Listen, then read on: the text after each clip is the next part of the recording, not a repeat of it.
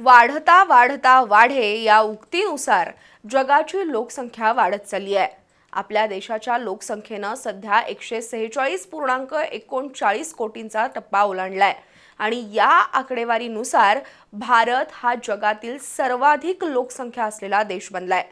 केवळ कोल्हापूर जिल्ह्याची लोकसंख्या 43.20 लाखांहून अधिक झाली आहे, तर महानगर हद्दीत राहणाऱ्या लोकांची संख्या 8.26 लाख इतकी आहे। वाढतं नागरिकीकरण आणि औद्योगिकीकरण होऊनही जिल्ह्याच्या ग्रामीण भागातील लोकसंख्येचं प्रमाण 68% आहे। शेती आणि शेतीपूरक उद्योगधंद्यांमुळे कोल्हापूर जिल्ह्याचा ग्रामीण बाज अजूनही टिकून आहे। भविष्यात दरडोई उत्पन्न वाढवण्याबरोबरच प्रत्येकाला रोजगार उपलब्ध करून देण्याचं आवाहन प्रशासन आणि लोकप्रतिनिधींसमोर आहे। आज जागतिक लोकसंख्या दिन। 11 जुलै 1987 ला संपूर्ण जगात 5 अब्जावं अपत्य जन्माला आलं। तेव्हापासून हा दिवस विश्व लोकसंख्या दिन म्हणून जगभर पाळला जातो।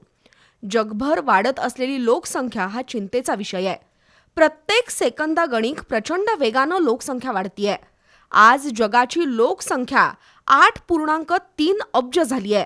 देशाची लोकसंख्या 146.39 कोटी तर राज्याची लोकसंख्या 12.93 कोटी आहे।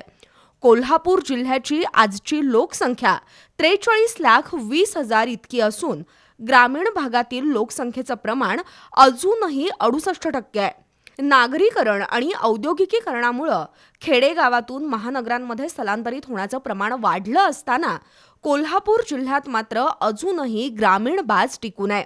शेती आणि शेतीपूरक उद्योगधंदे तसंच ग्रामीण अर्थव्यवस्थेचा कणा असलेला दूध व्यवसाय यामुळे ग्रामीण भागातील लोकवस्ती टिकून आहे। जिल्ह्याचं साक्षरतेचं प्रमाण राज्याच्या तुलनेत अव्वल आहे। कोल्हापूर जिल्ह्याची साक्षरता सुमारे 90% असून सधन जिल्हा म्हणून कोल्हापूरनं आपली ओळख कायम ठेवली आहे। राज्याचं दरडोई उत्पन्न 3,47,903 रुपये इतकं आहे, तर कोल्हापूर जिल्हा सुद्धा दरडोई उत्पन्नामध्ये देशात आघाडीवर आहे। अत्याधुनिक आरोग्य सुविधा वाढल्यामुळं कोल्हापूरच्या नागरिकांचं आयुर्मान वाढलंय। त्यातून ज्येष्ठ नागरिकांची संख्या अधिक झाली आहे। पण वाढणाऱ्या लोकसंख्येमुळं आर्थिक विषमतेबरोबरच बेरोजगारी, गुन्हेगारी यांसारखे काही प्रश्नही गंभीर बनू लागलेत। वाढत्या लोकसंख्येला आरोग्याच्या सुविधा आणि शिक्षण देणं हे देशासमोर प्रचंड मोठं आव्हान आहे।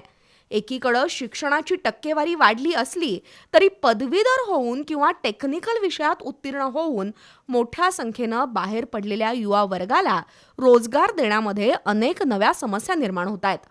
अशा वेळेस लोकसंख्येच्या प्रमाणात रोजगार उपलब्ध करणं, प्रत्येकाच्या हाताला काम आणि दाम मिळवून देणं, बेरोजगारीतून निर्माण होणाऱ्या समस्या रोखण्यासाठी उपाययोजना करणं अशी आव्हानं प्रशासन आणि लोकप्रतिनिधींना पेलावी लागणार आहेत। लोकसंख्या वाढते तेव्हा त्याचे सामाजिक, आर्थिक आणि अगदी राजकीय स्तरावरही अनेक परिणाम होतात। मूलभूत सोयी सुविधांवर ताण येऊ शकतो, मॉब सायकोलॉजी तीव्र बनते, धार्मिक ध्रुवीकरण वाढू शकतं। त्यामुळं कोल्हापूर जिल्ह्यापुरता विचार करायचा झाल्यास इथल्या राजकीय नेतृत्वाला राजकारणापलीकडे जाऊन सर्वसमावेशक जनहिताची भूमिका घेणं आवश्यक आहे।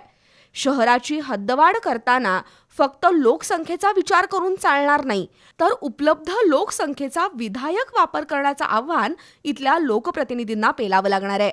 केवळ 2-5 वर्षांचा नव्हे तर पुढील 100 वर्षांच्या लोकसंख्येचा विचार करून कोल्हापुरातील दळणवळण, पायाभूत सुविधा, रोजगार आणि सामाजिक, धार्मिक, राजकीय आणि शैक्षणिक प्रगतीसाठी आराखडा बनवून तो पूर्णत्वाला नेण्याचं आव्हान कोल्हापूरच्या नेतृत्वाला पेलावं लागणार आहे, एवढं नक्की।